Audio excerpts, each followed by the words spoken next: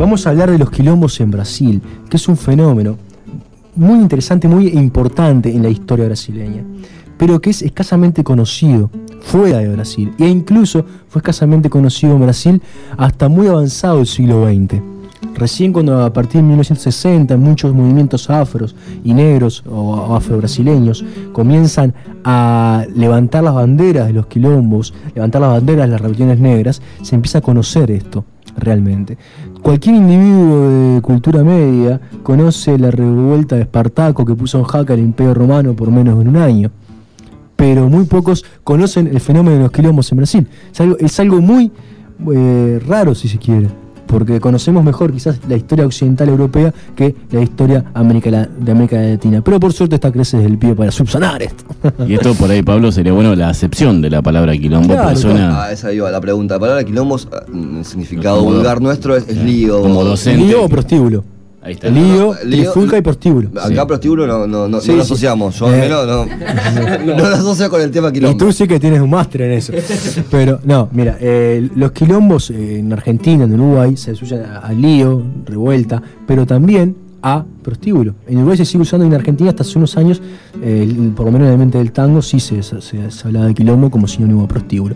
Ahora, en Brasil, quilombo se asocia a comunidades de negros escapados, cimarrones, los cimarrones que le dicen a los negros que se escapan de la esclavitud y se van a vivir al monte, a la selva, reunidos en comunidades. Estos son los quilombos. Que el vocablo quilombo en realidad desciende de una palabra del Kubuntu, no me acuerdo el idioma, que es un idioma angoleño, que quiere decir, en ese idioma quiere decir casa. Bien, pero bueno, en Brasil es un fenómeno que se desarrolla principalmente en el siglo XVII, los quilombos, pero durante todo el siglo XVII, más de 100 años existieron. La revuelta de Espartaco fue meses, estos quilombos tuvieron más de 100 años. Y es más, en algunas regiones del centro y nordeste de Brasil, en pleno siglo XIX siguieron habiéndose algunos quilombos todavía, porque los quilombos tuvieron magnitudes diferentes. Una cosa es el gran quilombo de Palmares, si se quiere, que es el más conocido, más importante, que llegó a contar con 20.000 personas, que estuvo entre 1605 y 1710 o 1695, que ya empezó su declive, y ese es el quilombo más grande. Pero hay otros que son más pequeños y que fueron decenas o centenares de personas y que se ubicaron por escaso periodo de tiempo, meses, años. Bien, el más emblemático de todos es el quilombo de Palmares, liderado por Ganga Zumba primero y Ganga Zumbi después. Justamente la muerte de Ganga Zumbi el 20 de noviembre de 1694, hoy es el Día de la Conciencia Negra en Brasil, porque se ha recuperado el movimiento afro en Brasil, ha recuperado la experiencia de los quilombos y ha recuperado justamente al líder Zumbi como para el hoy, porque siempre la historia nosotros la escribimos desde el presente. O sea, en Brasil cambió algo en la década del 60 que hizo reconstruir la historia de los quilombos. Siempre la historia se escribe desde el hoy, y muchas veces nos dice más sobre el hoy que en el que se escribe que sobre el pasado que nos quiere contar.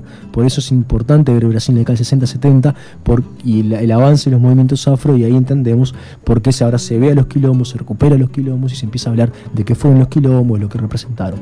Bien, esta fue una forma de introducir el tema, y en gran parte también en los quilombos se empezó a hacer la danza de capoeira. Ahí se empezó a desarrollar, y como una forma de guerrear, primero que tenían los esclavos, porque los patronos, sus amos, no los dejaban entrenarse, obviamente, ni luchar. Entonces tuvieron que disimular la danza para poder entrenarse sin que se dieran cuenta, y decían que era algo cultural, y ahí sí zafaban. Entonces nos vamos a la pausa con un tema que se llama Guerrero do Quilombo, que es un tema que justamente habla de los quilombos en Brasil. Pausa, y después volvemos con la columna de historia.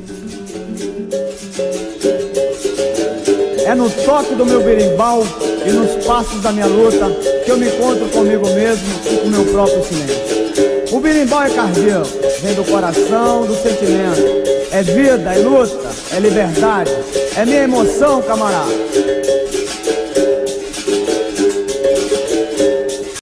Para hablar de la época colonial, ya hicimos una columna de historia sobre Brasil. Habíamos dicho que al principio la primera forma de explotación de la riqueza económica de Brasil era la explotación del ciclo del palo de Brasil, pero ahí era explotar la riqueza sin colonizar. Recién la colonización se inicia hacia fines del siglo XVI, cuando se empieza a plantar azúcar en Brasil. Para plantar azúcar en Brasil, que es un proyecto mundial de plantación que lleva adelante Portugal, también asociado con Holanda, es importantísima la mano de obra esclava para desarrollar este ciclo. Hablábamos del comercio negrero, que se compraba negros en África, que se los vendían justamente a los mercaderes holandeses y portugueses y también franceses. Se los vendían a los mismos negros de tribus más importantes, que cazaban a sus tribus enemigas y se los vendían a los europeos a cambio principalmente de ron, de armas, de pólvora y principalmente de esos productos que estupidizan a los hombres, tanto el ron como las armas. También vendían, además a sus enemigos políticos, o sea, es una forma quizás de sacarse la oposición de arriba.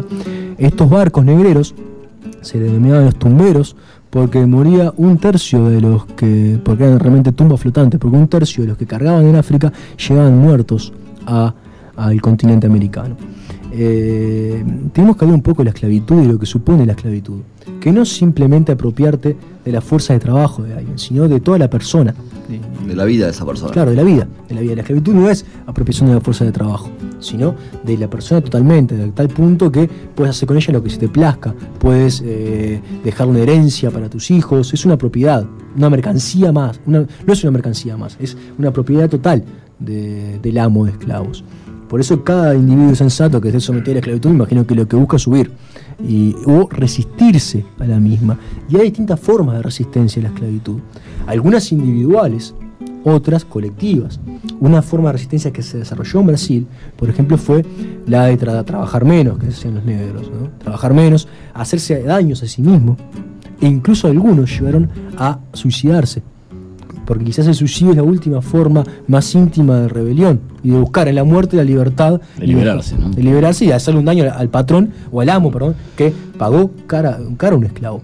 Sí, aparte los daños que le hacían con los castigos que le infligían, y cuando se rebelaban hasta los mataban, o sea, o los castigaban. Sí, pero intentaban siempre no matarlo, azotes, porque tú el esclavo lo compraste. Claro, digamos, azotes, castigos, hambre. Y bueno, y el que sobrevivía a una cosa, por él después terminaba en otro lado peor. Sí, pero ellos también en África creían en la vida después de la muerte, quizás era una forma de escapatoria hacia una nueva vida.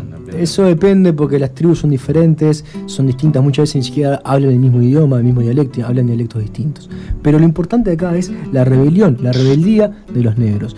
Y hay un fenómeno que es crucial, que es cuando hablamos de resistencias individuales, pero también en colectivas, que pueden ser rebeliones, revoluciones, donde ahí cuando estalla la revolución de tipos que están años explotados, vejados, estallan asesinando a los dueños, a los amos, o a los capitanes de mato, o a que son los que los someten. Bien. Pero también había otra forma de resistir, que fue justamente la del quilombo, que fue la más importante, si se quiere, por lo que duró y por la importancia y la cantidad de gente que reunió. Que justamente los quilombos eran negros que se escapaban de las plantaciones de azúcar y se iban a vivir al monte. El quilombo más grande de todos fue el de Palmares, que está en el actual Pernambuco, muy cerca del estado de Alagoa, muy cerquita. Ahí estaba enclavado el quilombo de Palmares, que fue el más grande. Llegó a tener 600 kilómetros cuadrados, más o menos, para que tengan una idea, bastante más grande que el Portugal actual. Por lo menos que... ¿Y cuánta gente fue ahí? Y en Palmares, Palmares se funda ya por 1605. Y en 1670, lo que, en base a estudios arqueológicos y algunas crónicas de portugueses mismos, se estima la población de Palmares unas 20.000 personas. Y la capital del quilombo, porque eran ciudades, comunidades, era Macacos, que tenía unos 12.000 habitantes. ¿Cómo se organizaban? Sí, tenían una organización política, una organización social, tenían un líder, se habla de rey, pero era un estado casi ya. Claro, una comunidad aparte, al margen de la comunidad portuguesa. Era un estado donde, por ejemplo, gobernaba un rey. Se habla de república, pero no de república con separación de poderes como la conocemos nosotros, sino como estado. Res pública, como un estado público, digámoslo así. Pero, por ejemplo, por lo general eran algún noble que gobernaba negro, que ya era noble de antes. Por ejemplo, Ganga Zumba era así. Pero bueno, es el momento de ir a la pausa y la seguimos a la columna de historia en la segunda parte. Ahora llega el gran Bolívar Céspedes para hablarnos del Mundial del 62 en Chile, y después de la columna de Bolívar seguimos con la segunda parte de la columna de historia. Pausa y Bolívar.